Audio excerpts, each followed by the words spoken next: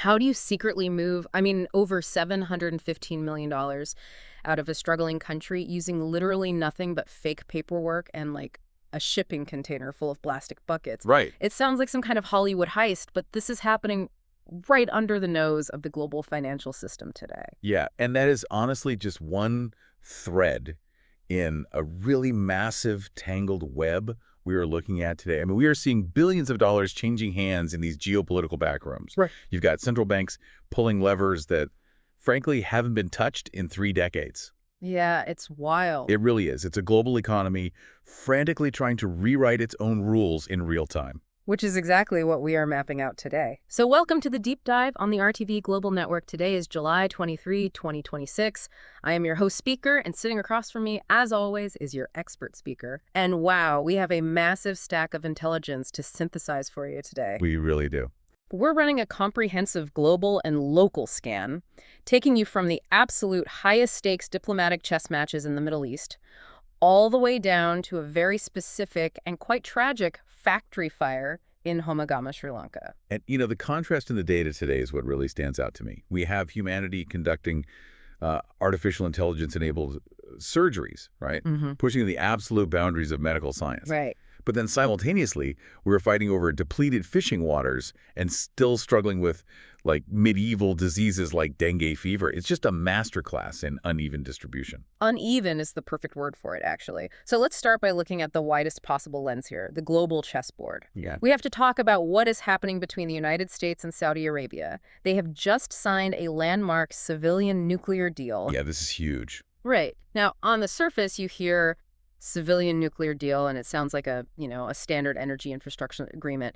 But when you actually look at the geopolitics of the Gulf, giving Saudi Arabia the capacity to develop a nuclear program on its own soil, even with U.S. oversight, that is a massive seismic shift in the balance of power. Oh, absolutely. And you really have to look at the mechanics of why Washington is doing this. Yeah. I mean, the U.S. is not handing over nuclear technology out of some sudden altruistic desire to help Saudi Arabia lower its carbon footprint. Right, obviously not. Exactly.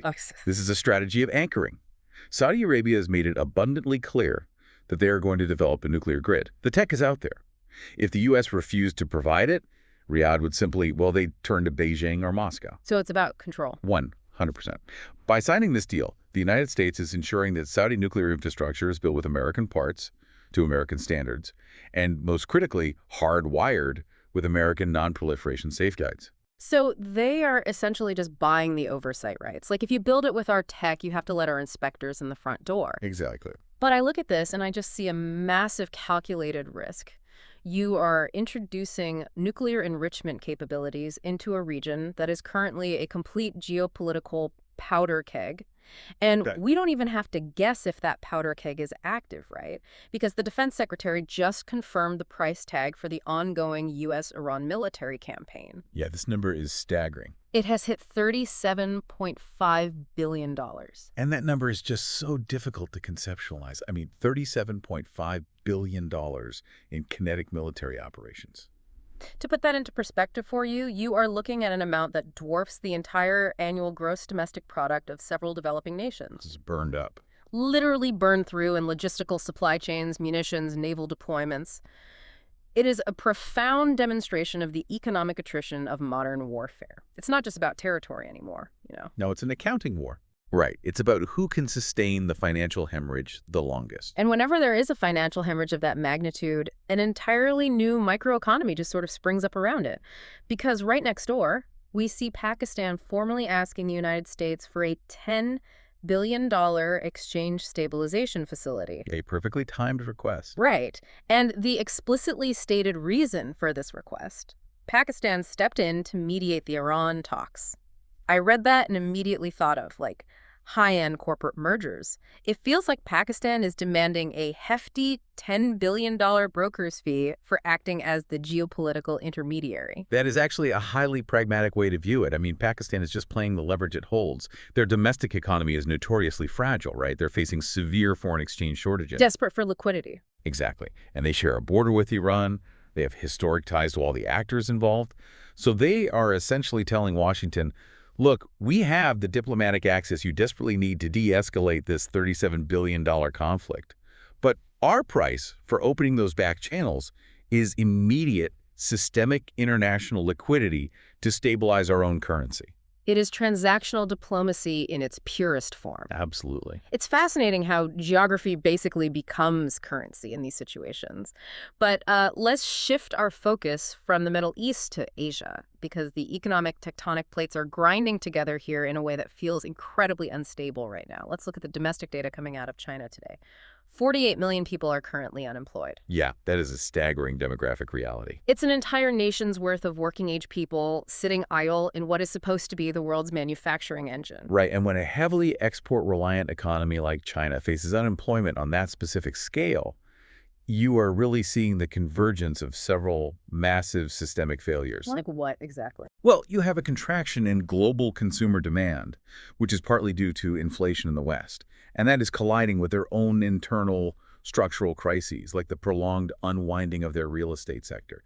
Yeah. Millions of construction and manufacturing jobs have just, well, they've simply evaporated. But here is the paradox that I want to pull apart for you. While Beijing is managing this massive, volatile domestic unemployment crisis, they are aggressively pushing outward on the technological front. Yes, the AI governance push. Exactly. There is a concerted international discussion right now about whether China can globally export its AI governance experience. They want to set the global rules for how artificial intelligence is managed, surveyed, and deployed. But, how do you export a model of high-tech order when your domestic labor market is in total chaos? You do it by completely compartmentalizing your state craft. I mean, China understands that whoever writes the regulatory rulebook for AI will basically command the economic high ground of the 21st century. They're trying to establish their standards as the default operating system for the developing world. Right. But you raise a really vital point about trust. Exporting a governance model requires international buy-in. If the perception is that the Chinese economic engine is sputtering, nations might be, pretty hesitant to fully integrate their critical digital infrastructure with Beijing's framework. And yet, they are leaning heavily into building that exact kind of regional trust, particularly in South Asia. The Chinese ambassador to Sri Lanka made a very pointed statement today. He said that a, quote, stronger China means a more peaceful world. Yeah, quite the statement. But he didn't just leave it at vague platitudes. He specifically highlighted that military cooperation between China and Sri Lanka has deepened across multiple fields. Everything from personnel training to joint exercises. He explicitly called it building strategic trust. And that phrase, strategic trust, that is very carefully calibrated language.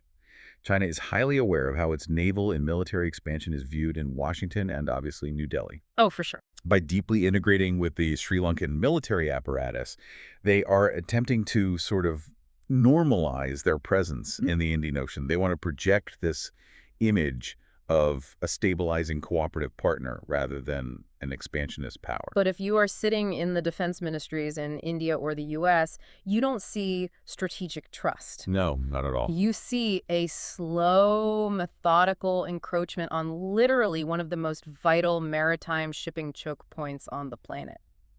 And speaking of massive structural shifts in Asia, we have to talk about Japan. This might actually be the most consequential macroeconomic move of the entire year. Oh, without a doubt. The Bank of Japan has officially raised interest rates to 1%. Now, if you are used to normal commercial mortgage rates, 1% sounds like, well, free money. Right, sounds like nothing. But in the context of Japan, this is an earthquake. It is the highest rate since 1995. They haven't touched this level in 3 decades. So why does a 1% rate in Tokyo matter so much to the rest of the world? Because for a whole generation, Japan has functioned as the globe's ATM for cheap capital. I mean, they operated with zero and even negative interest rates to fight off their own domestic deflation. And this birthed the infamous yen carry trade. Okay, break that down for us. Basically, global investors would borrow Japanese yen for practically zero interest. Then they'd sell it, buy U.S. dollars or emerging market bonds, and just pocket the yield difference. Trillions of dollars of global liquidity are built on the fundamental assumption that borrowing in Japan will always be virtually free. So the moment the Bank of Japan hikes to 1%, that entire underlying assumption just shatters. Precisely. Suddenly, borrowing yen is more expensive. So investors rush to unwind those trades, which means they have to sell off their global assets to buy yen to pay back their initial loans. It acts like a massive vacuum. You're sucking all that liquidity right out of the global financial system. Yes. Yeah. And repatriating it to Tokyo. Yeah. It makes capital fundamentally more expensive everywhere. And we can see the immediate micro-level fallout of that macro decision hitting Sri Lanka today, actually. Japan has formally requested the Sri Lankan government to pay interest on the delayed settlement of compensation regarding that canceled light rail transit, or LRT, project. Right. To quickly recap for anyone who doesn't follow infrastructure debt closely, Sri Lanka unilaterally canceled this massive Japanese-funded rail project a few years ago. They eventually paid the compensation in 3 installments in 2024. But now, Japan is knocking on the door demanding the interest for the time that payment was delayed. And this is the real-world consequence of that 1% rate hike. When capital is free, a delayed payment from a developing nation is just a minor annoyance. Sure. But when the Bank of Japan tightens its monetary policy, the cost of capital suddenly really matters. Japan's international development and finance arms are under immense pressure to balance their books and maximize returns now. A delayed payment on a multi-million-dollar compensation package represents a very quantifiable losses yield. They can't afford to be nice anymore. Exactly. Japan is signaling that the era of leniency is completely over. In a high interest rate environment, every single cent of delayed interest is going to be collected. It perfectly illustrates the butterfly effect in global finance. A central banker in Tokyo makes a fractional adjustment to a spreadsheet, and the Treasury in Colombo suddenly has a new multi-million rupee liability to manage. It's all connected. It really is. And it's not just the cost of capital that is being weaponized right now, it's the cost of physical goods, too. U.S. President Trump has just announced a 50% tariff on Canada. I mean, a 50% overnight tax on your largest trading partner's goods is not a simple policy adjustment. That is a sledgehammer to the entire North American supply chain. Yeah, tariffs at that magnitude are rarely designed for long-term revenue generation. They are just blunt instruments of coercion. So what's the end game there? Well, by slapping a 50% premium on Canadian goods, the U.S. is intentionally triggering an immediate crisis in cross-border manufacturing, automotive supply chains, agriculture. The goal is to force immediate panicked renegotiations of trade agreements. But, the collateral damage is immense. Companies cannot reroute a massive supply chain overnight. No, of course not. They simply absorb the cost or, more likely, pass it directly to the consumer, which just fuels more inflation. It's an aggressive, isolationist maneuver. And yet, while North America fractures its trade ties, we see parts of Asia trying to bind themselves tighter. ASEAN and India have just issued a joint statement reaffirming their commitment to strengthening their long-standing partnership. Which looks great on paper. Exactly, because I have to point out the absolute cognitive dissonance of diplomatic partnerships versus operational reality here. Look at the data regarding India and Sri Lanka today. On one hand, you have the defense advisor to the Indian High Commission in Colombo conducting formal, high-level meetings with the commander of the Sri Lankan Navy, talking about strategic cooperation and maritime security. Handshakes and photo ops. Right. And then, literally on the same day, that exact same Sri Lankan Navy conducts a special operation, seizes an Indian fishing trawler, and apprehends 9 Indian fishermen for poaching in Sri Lankan territorial waters. It really is the defining duality of international relations. In the diplomatic suites, the relationship is defined by shared geopolitical anxieties like monitoring that Chinese military cooperation we mentioned earlier. India and Sri Lanka actually need each other for broader Indian Ocean security. But down at the waterline, it's a totally different story. Exactly. Down at the waterline, the relationship is defined by brutal resource scarcity. You have impoverished fishing communities in southern India crossing maritime boundaries because their own waters are totally depleted. And the Sri Lankan Navy is legally obligated to protect the livelihoods of its own northern fishing communities. The grand strategic partnership simply does not translate to the harsh reality of empty fishing nets. That is a perfect transition point, actually. We've mapped out this chaotic, high-interest, high-tariff global environment. Now, let's look at how Sri Lanka is attempting to walk an economic tightrope through this storm. Looking at the legitimate, visible economy first, there is some undeniably strong data. Sri Lanka's exports surpassed $9 billion in the first half of 2026. That's a solid number. It is. And off the back of that, the government has rolled out a national export development plan, and their target is $36 billion in exports by 2030. Hitting $9 billion in a half-year window, especially given the historical context of the country's recent economic collapse, is really a testament to the sheer resilience of the industrial base. Yeah, it shows grit. It shows that apparel, tea, Specialized IT and engineering services have somehow managed to stabilize their production lines and maintain their international buyers despite severe domestic headwinds. That resilience is impressive, absolutely. But let's apply some basic math to that $36 billion target. They want to quadruple their current annual export revenue in roughly 4 years. It's ambitious. Highly ambitious. I look at the macroeconomic environment, specifically the central bank's posture, and I really struggle to see how that math actually works. The Central Bank of Sri Lanka just announced they are holding the standing order rate, the OPR, completely unchanged at 8.75%. Right. They explicitly stated they're choosing caution over rate cuts because of returning global risks. So they're likely anticipating exactly the kind of shocks we just discussed, like the BOJ hike and the U.S. tariffs. But if the central bank is actively keeping the cost of borrowing high to defend the rupee, how do the local manufacturers secure the capital to expand their factory and help hit a $36 billion export target? You have identified the exact friction point of this recovery. The central bank and the Export Development Board are operating on entirely different mandates right now. How so? Well, the export target requires massive capital expenditure. Companies need cheap loans to buy new machinery, hire more labor, penetrate new markets. But the central bank is functioning as the final line of defense against another sovereign default. So they can't afford to loosen up. Exactly. They look at the global volatility and know that if they cut interest rates, they risk triggering capital flight, crashing the value of the rupee, and causing a massive spike in imported inflation, which, ironically, would destroy the export sector anyway. So they're trapped. Pretty much. So they hold rates at 8.75%. That means commercial lending rates remain in the double digits. The domestic private sector is essentially being starved of affordable credit to ensure macroeconomic stability. The $36 billion target is a phenomenal ambition, but right now, local businesses are being asked to run a marathon while holding their breath. And you can see the corporate sector reacting to that lack of oxygen, too. Just look at the major corporate stock movements logged today. National Development Bank, NDB, reported a recovery in earnings because their core banking operations managed to offset a significant financial hit from a fraud incident. Which is interesting on its own. Right. Then Lanka Realty just executed a massive liquidation, selling its entire stake in only holdings to Lee Hedges for 2.26 billion rupees.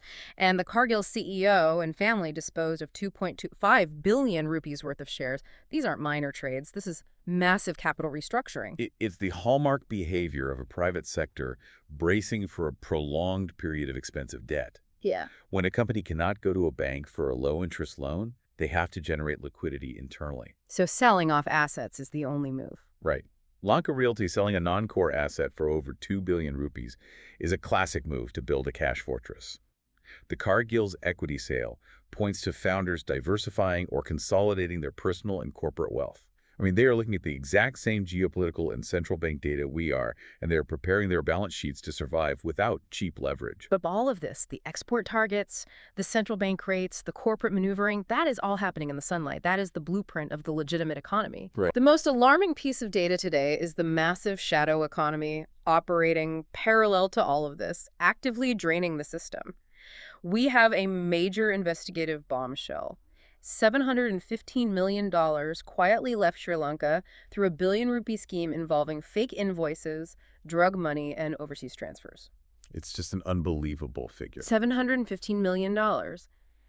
In an economy that is fighting for every single dollar of foreign exchange, how does an amount that large just vanish through the banking system? It vanishes because the perpetrators use the very mechanisms of legitimate international trade to camouflage their theft. This is known as trade misinvoicing, and it is arguably the most destructive form of capital flight in the developing world right now. So it's not guys in ski masks. No. It relies on mundane paperwork, accountants, and the vast, unmonitorable volume of global shipping. Okay, let's break down the actual mechanics of this for anyone who hasn't studied forensic accounting. How do you launder drug money using shipping invoices? Let's construct a hypothetical transaction based on how these syndicates actually operate. Assume a criminal syndicate in Colombo has the equivalent of $10 million in illicit local currency. They need to get that money out of Sri Lanka and into a clean, hard currency account in a jurisdiction like, say, Dubai. Okay. They establish a front company in Colombo registered as a basic import-export business. They also control a partner company in Dubai. The Dubai company ships a container of completely mundane, low-value goods to Colombo, Let's use your example from earlier. Huh. Plastic buckets. The actual market value of a container of plastic buckets is, say, $50,000. Right, so the physical goods arrive at the port in Colombo. Customs inspects it, sees plastic buckets, and it matches the description. Exactly. The physical inspection passes. But the financial fraud happens entirely on the paperwork. The invoice generated by the Dubai company and sent to the Colombo Front Company does not say $50,000. It claims these are highly specialized industrial-grade polymer receptacles and prices the invoice at $10,050,000. Oh, wow, so they just invent the value. Yes. The Colombo Front Company takes this massively inflated invoice to a legitimate Sri Lankan bank. They deposit their illicit local cash, present the customs clearance for the physical container, and instruct the bank to pay the foreign supplier. And the bank just pays it. The bank, seeing what looks like a completed, fully documented import transaction, legally wires $10,050,000 in foreign exchange to the account in Dubai. That is deeply insidious. To the central banking system, it just registers as a somewhat expensive import. But in reality, you've just used the country's precious foreign exchange reserves to wash cartel money. And when you scale that up across thousands of transactions, hiding in the millions of shipping containers that move every year, you reach that staggering figure of $715 million. It is an economic parasite. It really is. And we are seeing the consumer-level results of this shadow economy directly on the streets, too. Today, authorities seized 50 million rupees worth of illegal high-end smartphones, specifically including the latest iPhone models at Liberty Plaza in the heart of Colombo. Right, the smuggling end of it. Yeah, this isn't just about someone wanting a cheaper phone. This is the retail end of the smuggling pipeline. When a government heavily taxes imports to protect its foreign currency, it creates this massive arbitrage gap. Smugglers bring these devices in through parallel networks, dodging the tariffs. But my question is, how do the smugglers pay Apple or their suppliers in Dubai or Singapore if they aren't using the official banking system? They utilize informal value transfer systems, historically known as hawala networks, or they plug directly into the trade misinvoicing schemes we just detailed. The street-level vendor selling an untaxed iPhone in Liberty Plaza is really just the final node in a complex multinational network of capital flight. It's all connected. It is. The local buyer pays in rupees, but the supplier abroad is settled using the foreign exchange that was illegally bled out of the country. It's a closed loop of illicit finance. The scale of the deception is just staggering, and it is vital to remember who ultimately pays the price for this hollowed-out economy. Because while millions are laundered through corporate fronts, the most vulnerable citizens are being squeezed completely dry. Absolutely. We have reports today of microfinance victims desperately seeking recovery and protection under the Money Lending Act. We are talking about predatory lending networks that target rural, impoverished populations, trapping them in endless cycles of compound interest. And the microfinance crisis is a tragic failure of what was supposed to be a really noble concept. It started with good intentions, right? Yeah, the original idea was financial inclusion, giving the unbanked access to small amounts of capital to start businesses. Yeah. But in a loosely regulated environment, it basically morphed into aggressive loan sharking.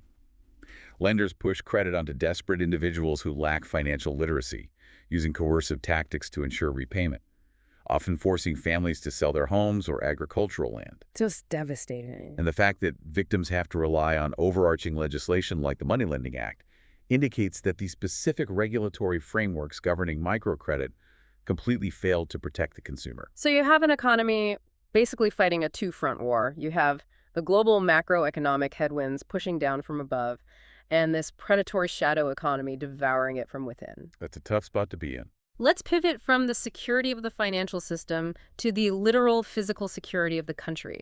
Because looking at our climate and infrastructure data, the warnings are flashing red. The meteorological department has confirmed that El Niño conditions are developing, which will trigger highly unpredictable rainfall patterns later this year. The government is already convening task forces to plan for food security impacts. Which is very necessary. Because simultaneously, a severe heat advisory has been issued today for 9 major districts: Kilinochchi, Vivunia, Moletivu, Trincomalee, Anuradhapura, Polonnaruwa, Batticaloa, Ampara, and Monaragala. And to compound it all, there is a strong wind advisory for the northern and north central provinces. We are looking at compounding extreme weather events. Yeah, what we are witnessing here is the permanent end of historical weather predictability. Mhm. Agricultural economies rely heavily on the consistent timing of monsoons in Sri Lanka, the Maha, and Yala seasons. Right, the planting cycles. Exactly. El Nino disrupts the thermal dynamics of the ocean, which in turn radically alters those rainfall patterns. When you pair unpredictable rainfall with severe, sustained heat advisories across the primary agricultural belts like Anuradhapura and Polonnaruwa, you are looking at systemic threats to the harvest. Crops just fail. Crops fail from heat stress, and whatever survives is often washed away by sudden, unseasonal flash floods. The government initiating food security planning now is not an overreaction at all. It is a basic survival necessity for the coming year. And we are seeing international capital attempting to build a buffer against this, sort of. The Asian Development Bank and the government of Japan have jointly launched a $10 million water security fund for Asia, but locally the ADB just approved $200 million in emergency assistance specifically for Sri Lanka's post-cyclone Ditwa recovery. And the disparity in those two numbers tells the entire story of global climate finance. Really? How so? Well, $200 million is deployed for reactive emergency assistance, rebuilding bridges, fixing power lines, housing displaced people, but only after the cyclone has destroyed them. It is disaster triage. Conversely, only $10 million is allocated for a Pan-Asian proactive water security fund. $10 million to figure out how to manage depleted aquifers and build drought resistance across an entire continent is essentially a rounding error. It highlights how we are vastly underfunding adaptation while being forced to spend billions on catastrophic recovery. And the most frustrating part is that while international banks are trying to manage these macro-level climate threats, local civic responsibility regarding the environment is completely breaking down. It really is. Look at the local reports today. The Metawachia Forest Reserve is being actively vandalized and logged by organized racketeers. Welly Park, a public green space, is completely overrun with garbage and facing issues of foul play and vandalism. The government is announcing plans to upgrade the holiday bungalows managed by the Department of Wildlife Conservation, but honestly, what is the point if the surrounding ecosystems are being degraded by local apathy and illegal exploitation? It's the classic tragedy of the commons, accelerated by that shadow economy we talked about. Right. The racketeers logging the Metawachia Reserve are doing so because there is zero local enforcement and immediate illicit profit to be made from the timber. Right. And the degradation of Welly Park represents a breakdown in the basic social contract between the municipality and the citizens. You cannot build national climate resilience if the local population does not have the civic infrastructure or even just the basic respect to manage their own immediate waste. There is one minor victory in the data, though. The largest stockpile of marine plastic waste, which was collected after the MSC ELSA-3 shipping spill, has finally been shipped off for proper recycling. So there is some mitigation happening. That's a positive step. But this breakdown in stewardship and enforcement isn't just an environmental issue. It is a deadly infrastructure issue. We have a horrific tragedy to discuss today. A massive fire tore through a factory in Homagama. It's awful. The devastation is so absolute that authorities are currently relying on DNA testing just to identify the remains of 5 workers who were killed in the blaze. In immediate response, the government has announced that nationwide special safety audits will be carried out at factories across Sri Lanka to check their operational standards. Which brings us back to the most infuriating cycle of industrial development. We only ever investigate the structural integrity of the system after the bodies have to be identified by DNA. It is the very definition of reactive governance. Why does it always require a lethal catalyst? I mean, we know these factories exist, we know the fire codes. Why are the audits happening today and not 6 months ago? Because in highly competitive, low-margin manufacturing environments, safety compliance is viewed entirely as an operational expense. It eats into the profits. Exactly.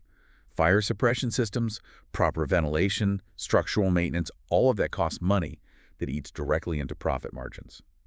Without a fiercely independent, well-funded, and legally empowered labor inspectorate conducting unannounced checks, factory owners will always default to the absolute minimum viable safety standard. So these audits are just for show. The nationwide audits announced today are basically a political reflex. Right. They are designed to project authority and reassure the public. But unless they result in permanent, proactive enforcement mechanisms and severe criminal liability for corporate negligence, The cycle will simply repeat itself. And it is a global cycle, too. It is not unique to Sri Lanka. The data today includes a grim parallel from India. At least 12 workers were just killed after a portion of an under-construction tunnel collapsed following a massive gas explosion. It's a systemic issue. Whether it is a garment factory in Homagama or a subterranean tunnel in India, human life is consistently being priced lower than the cost of project delays and safety equipment. And this tragic reality of human vulnerability makes our next transition so jarring. Let's look at health, technology, and the shifting boundaries of society. Because while we are failing to enforce basic fire safety, our medical capabilities are looking like science fiction. The AI surgery, right. Yes. Sri Lanka has just successfully completed its very first AI-enabled surgery. We are talking about an artificial intelligence system guiding a robotic arm to perform complex surgical procedures on a human patient. The precision and the technological leap here are just phenomenal. It is a massive watershed moment for the tertiary healthcare sector. AI-assisted robotics basically eliminate the micro-tremors of the human hand. Right. They utilize complex algorithms to navigate vascular structures with millimeter precision, drastically reducing tissue trauma, minimizing blood loss, and accelerating patient recovery. It allows a surgeon in Colombo to essentially execute techniques that previously required traveling to a specialized hub in Singapore or the West. It is a triumph, no question, but I have to put this triumph into the context of the rest of the healthcare data we are looking at today because the paradox is just staggering.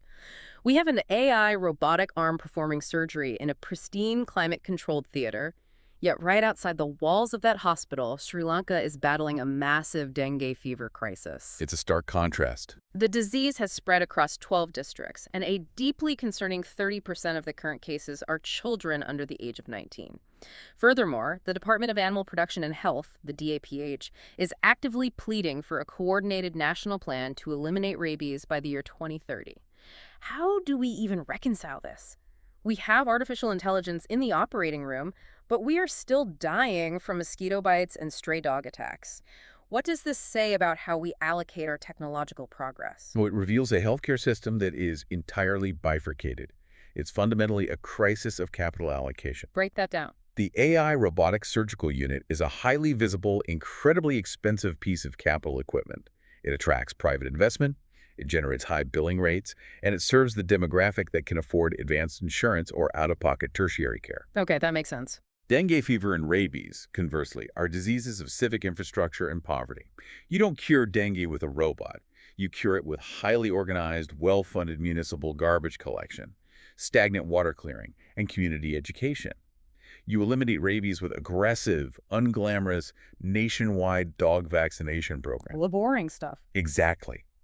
The paradox exists because there is immense profit and prestige in treating the complex diseases of individuals, but very little commercial incentive in funding the basic environmental hygiene required to protect the masses. We're applying 21st century technological band-aids to 19th century public health failures. That is a chilling but entirely accurate assessment. And the data gets even deeper into the human condition when we look at behavioral health.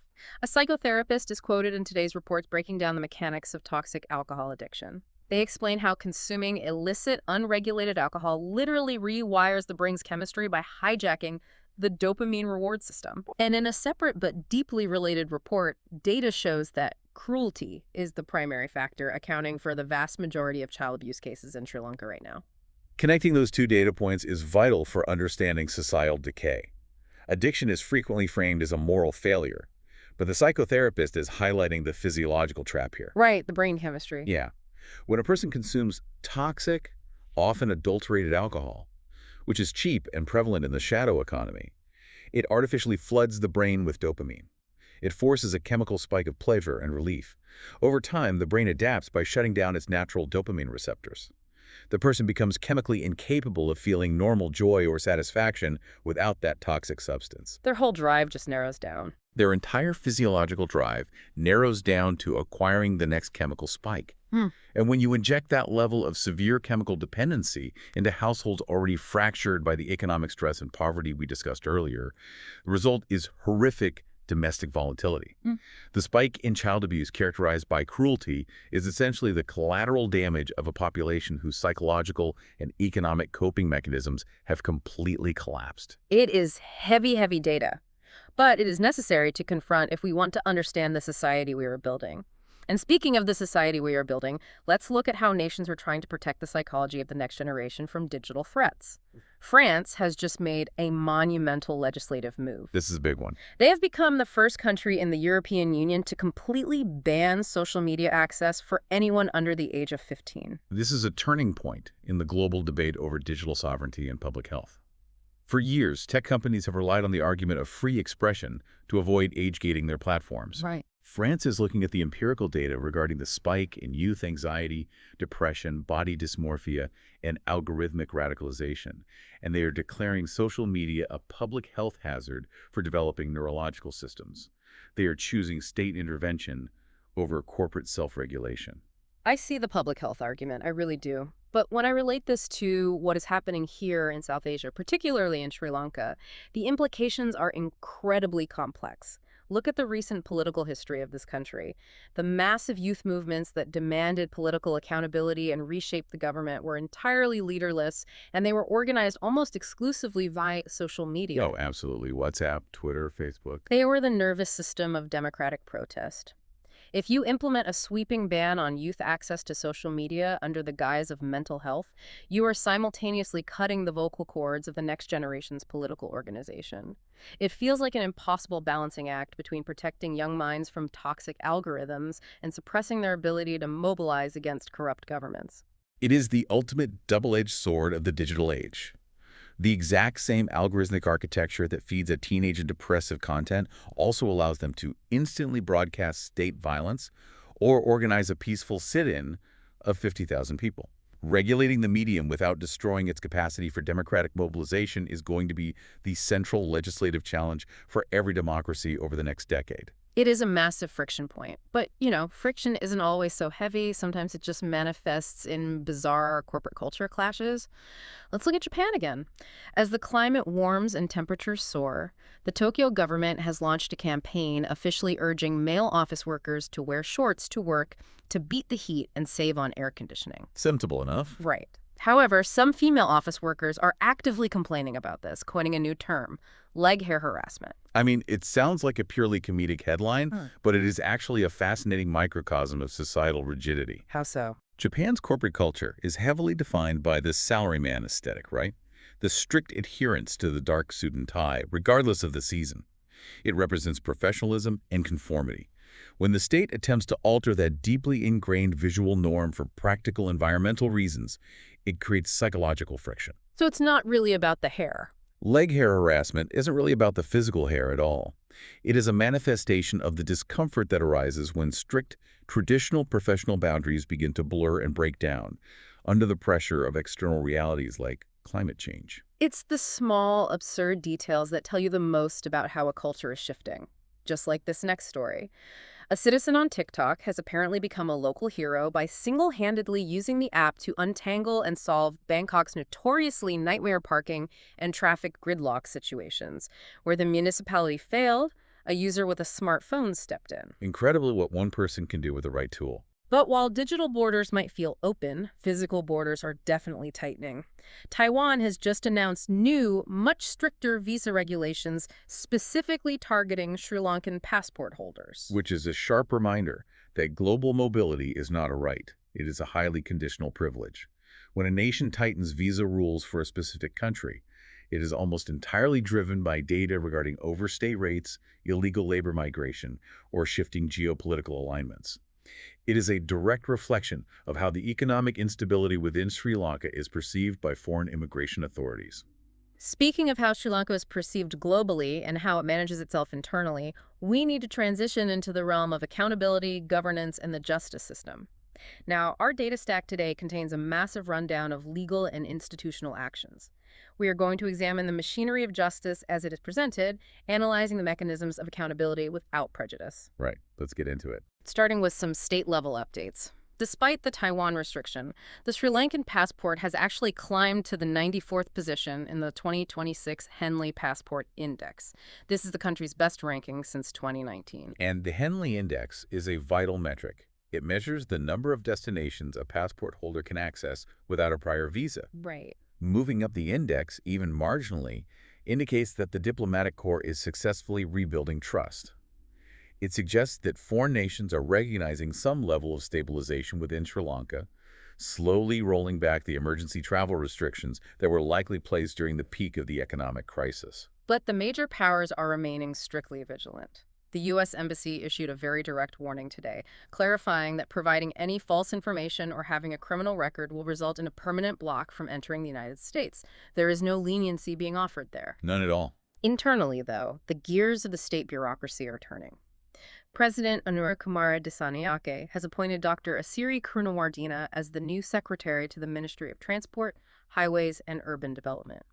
Concurrently, Prime Minister Dr. Harini Amarasuriya is actively reviewing the rollout and progress of the National Education Digitalization Program.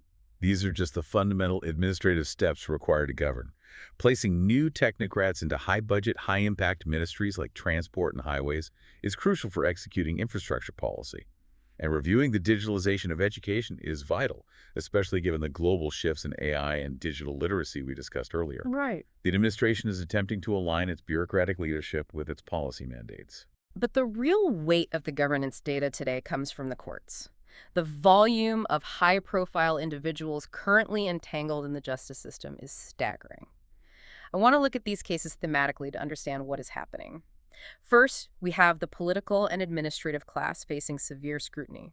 Anuda Dinajith, the son of former minister Shantha Bandara, has been detained and taken to the judicial medical officer in connection with a major 20 million rupee robbery. Okay.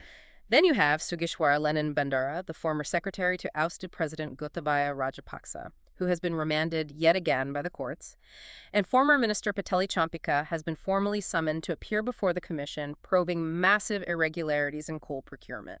If you look at just that political grouping, you are witnessing a profound stress test of the judicial system's independence. That's stress test, yeah. Historically, in many developing democracies, proximity to power, being a minister's son or a president's secretary, provided an impenetrable shield of impunity. The fact that these individuals are being actively detained, remanded, and summoned for massive financial probes indicates that the shield is cracking. The institutional machinery is attempting to assert that the law applies equally, regardless of political lineage. And that standard is being applied to the military and corporate elite as well. Former Navy Commander Admiral Ravindra Wigunaratne was just processed and granted bail by the Colombo Fort Magistrates Court. The courts are also intensely pressing for the delayed autopsy report in the ongoing investigation into the death of the former Sri Lankan Airlines CEO Kapila Chandrasena. That's a closely watched case. And perhaps most significantly on the corporate front, a joint investigative team comprising officers from the Criminal Investigation Department, the CID, and the Commission to Investigate Allegations of Bribery or Corruption, CIABC, is physically flying to Australia to advance the probe into the massive Airbus procurement scandal. Now, the Airbus investigation is the critical one to watch because it involves complex cross-border financial forensics. It is one thing to investigate a local robbery. It is entirely another to track millions of dollars in corporate bribes routed through international aerospace conglomerates and foreign bank accounts. Exactly. The fact that CIABTIC and the CID have the mandate and the resources to dispatch a team to Australia shows a level of institutional persistence that is necessary to dismantle deeply entrenched, high-level corruption. It shows an evolution in the capability of the investigative state. It really paints a picture of a society trying to forcefully establish the rule of law. We even see this stretching to cultural figures, with popular singer Talanka Vidusha alias Chili being fined by the courts for attempting to assault and intimidate police officers. Literally no one is exempt. Which is how it should be. And just to provide a quick global parallel to this theme of political accountability, we see that in India, high-profile opposition leader Rahul Gandhi was just freed after being briefly detained at a massive student-led protest. When you step back and look at this entire segment, from the military commanders to the politicians to the corporate CEOs, you are looking at the messy, loud, and often slow machinery of developing democracy trying to correct itself. It's not a smooth process. No, the process is frequently criticized for delays and procedural loopholes, but the sheer volume of these cases moving through the dockets proves that the concept of absolute impunity is being dismantled. The blueprint of justice is being stress-tested in real time. All right, we have covered war, economic collapse, climate disaster, and institutional corruption. Let's take a deep breath and transition to an arena where human effort is celebrated and the rules are actually clear. Yes, please. Let's look at sports, triumphs, and farewells to close out our scan. Because on the global stage, we just witnessed history. The 2026 World Cup finals have concluded, and Spain has secured their second World Cup title. They faced off against the defending champions Argentina in an absolute grueling battle, finally breaking the deadlock to win 1-0 in extra time. It is the absolute pinnacle of human athletic endurance and tactical discipline. To face an Argentina squad carrying the immense momentum and mythology of their previous championship, and to shut them down over 120 minutes requires flawless execution. It really does. Spain's methodology, their relentless possession-based control of the midfield, ultimately suffocated the Argentine attack and found the singular opening they needed. And while Spain lifted the trophy as a team, the individual brilliance of Kylian Mbappe simply cannot be ignored. Despite his team not taking the ultimate prize, he made history by securing a second World Cup Golden Boot.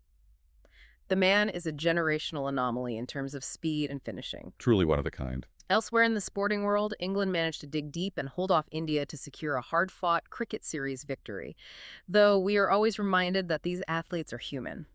Former Australian batting powerhouse David Warner has pleaded guilty to drink driving. A disappointing reminder that the discipline required on the pitch doesn't always translate to personal decision-making off it. Yeah, that's unfortunate. And in a completely different realm of global entertainment, if you have incredible amounts of disposable income, the original dragon eggs used in the filming of the first season of Game of Thrones are heading to the auction block. It is a perfect cross-section of global culture right there. Yeah. From the geopolitical weight of a World Cup final to the auctioning of pop culture artifacts. Exactly. But let's bring the focus back home, because Sri Lankan sports are undergoing some massive emotional transitions this week. First, we have to acknowledge the end of an era. Upun Abekun, the man who made history as South Asia's fastest man, has officially called time on his glittering athletics career. He is hanging up his spikes. The legacy Upun Abekun leaves behind is just difficult to overstate. The 100-meter sprint is the most unforgiving, genetically competitive 10 seconds in all of sports. Without a doubt. For an athlete from Sri Lanka to not only enter that arena, but to consistently compete at the elite Diamond League level and shatter the sub-10-second barrier, it fundamentally alters the psychological ceiling for athletes in the entire region. He didn't just win medals, he proved that world-class explosive velocity can be cultivated in South Asia. His retirement is a massive moment for national sports. But as one icon steps away, the next generation is aggressively accelerating into the spotlight. Yevon David is inspiring the entire nation this week with an incredible podium finish in Formula 3. To see a Sri Lankan driver navigating the elite, highly technical, and wildly expensive ladder of European open-wheel motorsport and actually standing on the podium is breathtaking. It's fantastic to see. Locally, the Lanka Premier League is delivering incredible drama. The Jaffna Kings pulled off a heart-stopping 5-run victory in an absolute thriller, while the Gala Gallants found themselves entirely undone by the bowling attack of the Dembula Sixers. Great matches. In the junior ranks, the Sri Lanka under-19 cricket team is struggling, facing early elimination in their current campaign. However, even in defeat, individual brilliance shines through, with ex-Peterite batter Dowittage slamming an unbelievable triple century. And rounding it out on the courts, Sri Lanka, along with Kuwait and Kyrgyzstan, all launched their Davis Cup Asia-Oceania Group 3 campaigns on a winning note. You know, there is a profound psychological comfort in analyzing the sports data after dissecting the global news. I was just thinking the exact same thing. Think about what we've discussed for the last hour. We tried to untangle the hidden mechanics of a $700 million fake invoicing scheme. We tried to predict how a 1% interest rate in Tokyo will impact a highway project in Colombo. Right. The real world we live in is defined by ambiguity, deceit, and chaotic complexity. But in sports, the rules are absolute. The boundaries are painted in stark white lines on green grass. You win by 1 goal in extra time. You win by 5 runs in the final over. The clock stops, the score is tallied, and the reality is indisputable. It is the ultimate objective meritocracy. In geopolitics, power is often wielded in the shadows, and accountability is delayed for years. But when Yevon David hits the apex of a corner in an F3 car, or when Upun Abekun crossed the finish line in 9.96 seconds, there is zero ambiguity. None at all. It is a pure, measurable distillation of physics and human will. We are drawn to sports precisely because it provides the definitive, undeniable resolutions that our economic and political systems almost never do. That is a phenomenal perspective, and it brings us to the conclusion of our scan today. If we take a step back and look at this massive